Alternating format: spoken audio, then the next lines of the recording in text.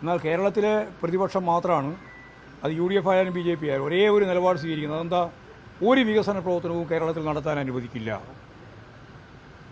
ഒരു വികസന പ്രവർത്തനവും കേരളത്തിൽ നടത്താൻ അനുവദിക്കില്ല എന്ന് പറയുന്ന പ്രതിപക്ഷം നിലനിൽക്കുന്ന ഈ കേരളത്തിൽ എല്ലാ വികസന പ്രവർത്തനവും ഇടതുപക്ഷ ജനാധിപത്യ മുന്നണി അതിശക്തിയായ രീതിയിൽ മുന്നോട്ടേക്ക് നയിച്ചുകൊണ്ടിരിക്കുകയാണ്.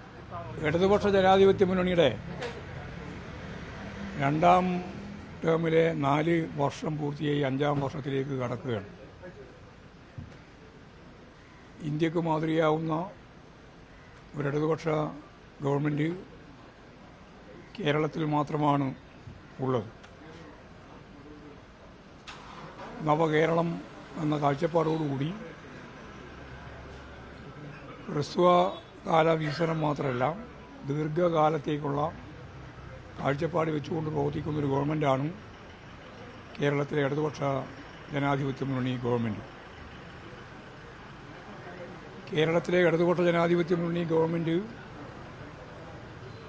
കഴിഞ്ഞ 4 വർഷക്കാലം, അതിനു മുമ്പുള്ള 5 വർഷക്കാലം, മൊത്തം 9 വർഷക്കാലം നടത്തിയ പ്രവർത്തനങ്ങളുടെ ഭാഗമായി ചരിത്രത്തിലില്ലാത്ത നേട്ടങ്ങളാണ് കേരളത്തിന് കൈവരിക്കാൻ സാധിച്ചിട്ടുള്ളത്. കേന്ദ്ര ഗവൺമെൻറ്റിൻ്റെ സാമ്പത്തിക ഉപരോധമുണ്ടായിട്ടും സാമ്പത്തിക മേഖല ഉൾപ്പെടെയുള്ള എല്ലാ തലങ്ങളിലും കേരള ഗവൺമെൻറ്റിന് അതിവേഗം മുന്നേറാൻ സാധിച്ചു എന്നുള്ളതും ഇന്ത്യക്ക് മാതൃകയാവുന്ന രീതിയിൽ അതിൻ്റെ വികസന പ്രക്രിയകളാകെ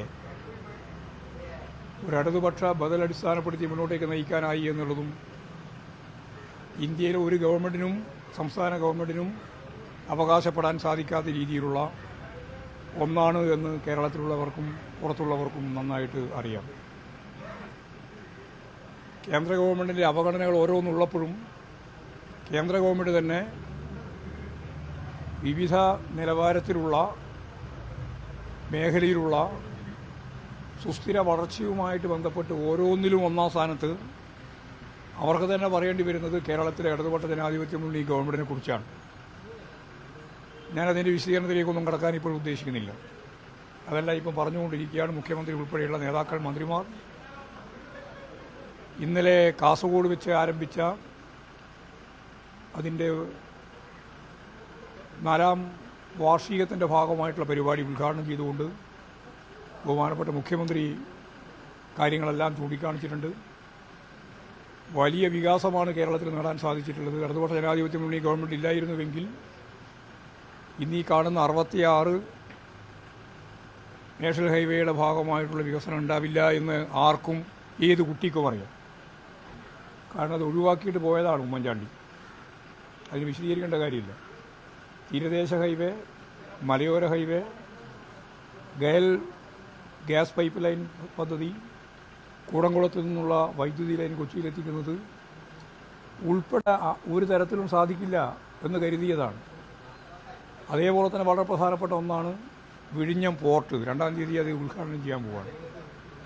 വിഴിഞ്ഞം പോർട്ട് അവസാനിപ്പിക്കണമെന്ന് പറഞ്ഞുകൊണ്ട് UDFും BJP ഉൾപ്പെടെയുള്ള എല്ലാവരും, എല്ലാ വിഭാഗം ശക്തികളെയും ചേർത്തുകൊണ്ട് വിമോചന സമര കാലഘട്ടത്തെ പോലെ അതിശക്തിയായിട്ടുള്ള ഒരു പ്രക്ഷോഭത്തിലേക്കും വെടിവെപ്പ് ഉൾപ്പെടെ ഉണ്ടാക്കുന്നതിന് വേണ്ടി സാധിക്കത്തക്ക രീതിയിലുള്ള വലിയ സംഘർഷത്തിലേക്കും പോലീസ് സ്റ്റേഷൻ അക്രമത്തിലേക്കും ഉൾപ്പെടെ നീങ്ങുന്ന കാര്യം നമ്മൾ കണ്ടതാണ്.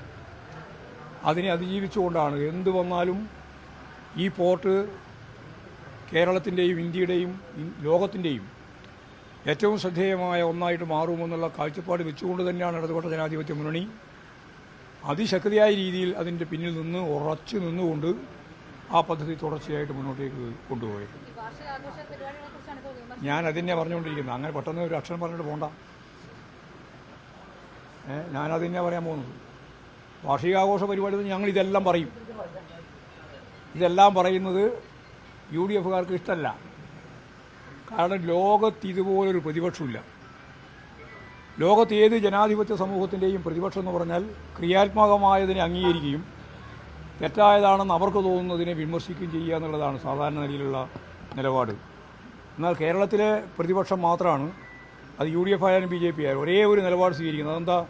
ഒരു വികസന പ്രവർത്തനവും കേരളത്തിൽ നടത്താൻ അനുവദിക്കില്ല. ഒരു വികസന പ്രവർത്തനവും കേരളത്തിൽ നടത്താൻ അനുവദിക്കില്ല എന്ന് പറയുന്ന പ്രതിപക്ഷം നിലനിൽക്കുന്ന ഈ കേരളത്തിൽ എല്ലാ വികസന പ്രവർത്തനവും ഇടതുപക്ഷ ജനാധിപത്യ മുന്നണി അതിശക്തിയായ രീതിയിൽ മുന്നോട്ടേക്ക് നയിച്ചുകൊണ്ടിരിക്കുകയാണ്. നൂറുകണക്കിനെണ്ണം പറയാനുള്ള എല്ലാ കാര്യവും ഞങ്ങളുടെ മുമ്പിലുണ്ട്. നൂറുകണക്കിന് 1, 2, 10, 100 ഒന്നുമില്ല, അതിലും അപ്പുറം. ഈ ഗവൺമെൻറ് ഇല്ലായിരുന്നുവെങ്കിൽ നടക്കാതിരുന്ന ഒരുപാട് കാര്യങ്ങളെ സംബന്ധിച്ച് ഞങ്ങൾക്ക് നന്നായിട്ട് ധാരണയില്ലയാണ്. അതുകൊണ്ട് ഇതെല്ലാം എണ്ണി പറഞ്ഞാൽ UDF-നും BJP-ക്കും വലിയ ക്ഷീണമായിരിക്കുമെന്നുള്ളതുകൊണ്ട് ഇതൊന്നും പറയാതിരിക്കണം എന്നുള്ളതാണ് പ്രതിപക്ഷ നേതാവ് VD സതീശൻ ഉദ്ദേശിക്കുന്നത്. അതിന് മനസ്സില്ല എന്നാണ് പച്ച മലയാളം.